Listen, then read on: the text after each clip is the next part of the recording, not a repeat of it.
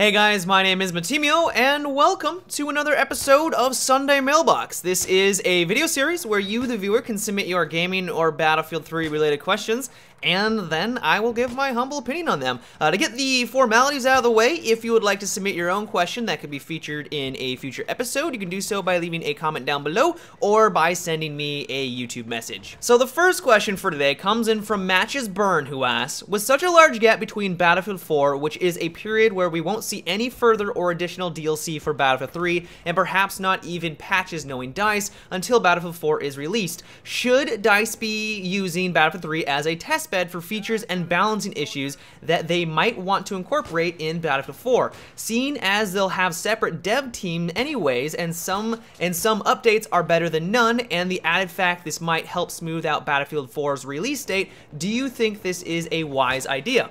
So for me personally, I think that this is a phenomenal idea. If I had the option to play on a beta server that opted in to have these patches so I could test them out and I could play with some Battlefield 4 game mechanics and help DICE out, I would be all over that. I would be playing on them constantly. But I'm almost 99 to 100% sure that DICE would never go down this route. And that's due in part for a couple of reasons. The first reason being is that it would probably have to be PC exclusive. And you might be thinking to yourself, well, why would that be? Why would the consoles be excluded from this beta testing? Well, the way that betas work is that you are constantly updating them. You're constantly fixing mistakes and you're constantly patching things and you're trying to update all of the time. And the only current way for DICE and really any developer out there to patch for the consoles is to update it to Microsoft and Sony, which is a pretty lengthy process and it costs a lot of money. And I believe no matter how small or how large, that cost is fixed, and it's a fair amount. I don't know the exact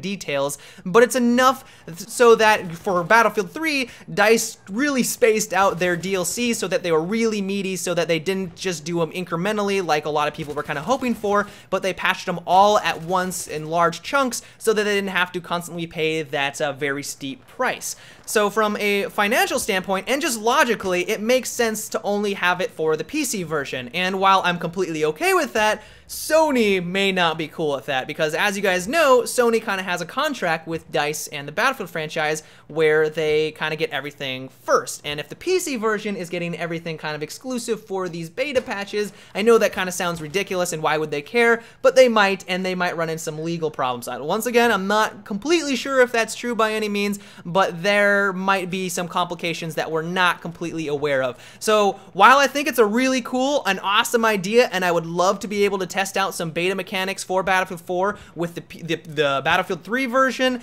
I do not see DICE really ever doing this.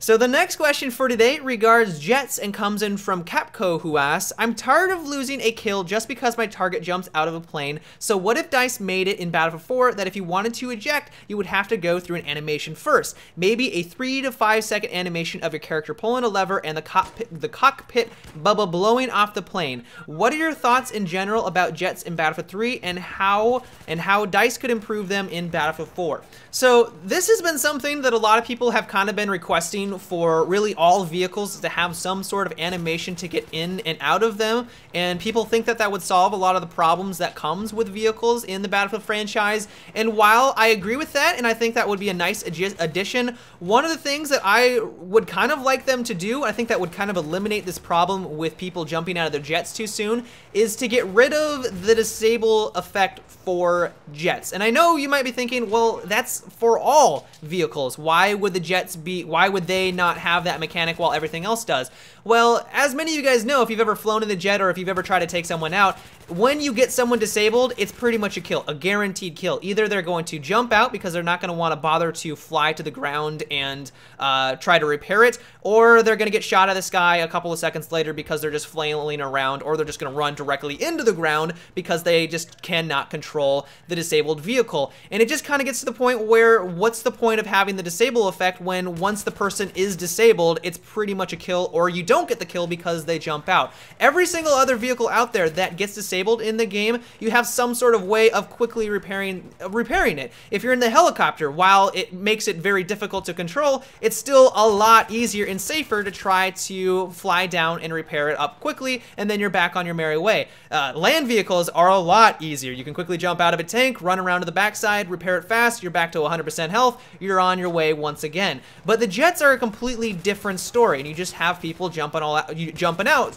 pretty much instantaneously once they are disabled. And so my kind of idea is just get rid of the disable effect for jets. I don't think people are going to complain too much, and then maybe reduce the overall health so it kind of balances out a little bit. And so when you are in a firefight, or when you are trying to take out an enemy jet on the ground using an anti-air tank, you're getting the kill because they're staying in the vehicle and they're not losing control once they get the disable effect, which is basically their cue to kind of GTFO and get the hell out of that thing. So I think that if they eliminated that, we would solve a lot of these problems and people would stay in them longer, because they'll be like, oh, I'm fine, I can dodge the fire, I'm still in this, and then of course they're not still in it, the guy is just directly behind them still, and they take him out. But there's not like this glaring you know, flashing of the screen like eject, you're disabled, you're screwed, there's no way you're getting out of this. So that would be my solution, and for me personally, I think that would be a solid change for Battlefield 4. So the final question for today comes in from HD Instrumental 1, who asks, what do you think about being able to shoot your sidearm when climbing the ladder? Many times I was climbing the ladder, I got shot in the anus because my team was not covering me, so I was very vulnerable. This could save a lot of players from getting killed in a bad situation. So one of the things about climbing a ladder in really any first-person shooter out there is that you are kind of meant to be a little vulnerable. But I think that in Battlefield 3, it goes a little bit too far, and especially when you get to like the very top of the very top of the stairs, and if you're trying to take out a camping sniper, or there's a bunch of people camping out there, there's really no way for you to take them out efficiently.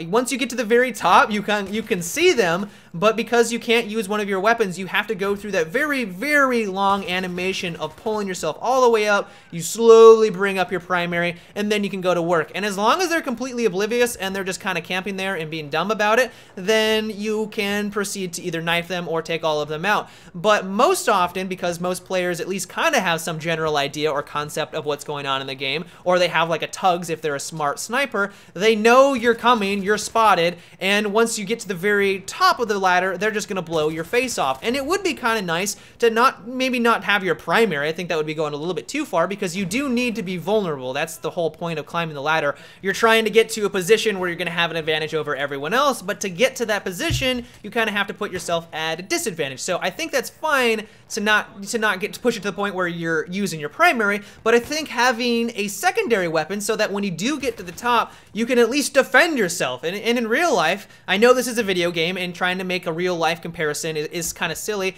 but in real life, and what you would assume in a video game, is that your soldier can hold onto the ladder with one hand, get to the top, bring out his pistol, and then maybe take out the guy that's just camping there and watching the ladder the entire time. And while I don't think that this is a really hot topic or really a pressing issue that DICE needs to do for Battlefield 4, I wouldn't cry or lose any sleep if they didn't implement or change something about it.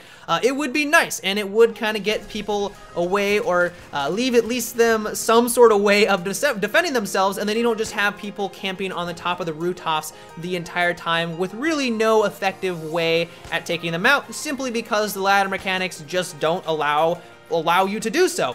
But those are all the questions that I'm going to be answering for today's Sunday Mailbox, guys. I hope you enjoyed. If you have a question that you would like me to answer in a future episode, you can do so by leaving a comment down below or by sending me a YouTube message. But until tomorrow, everyone, have a good one and take it easy.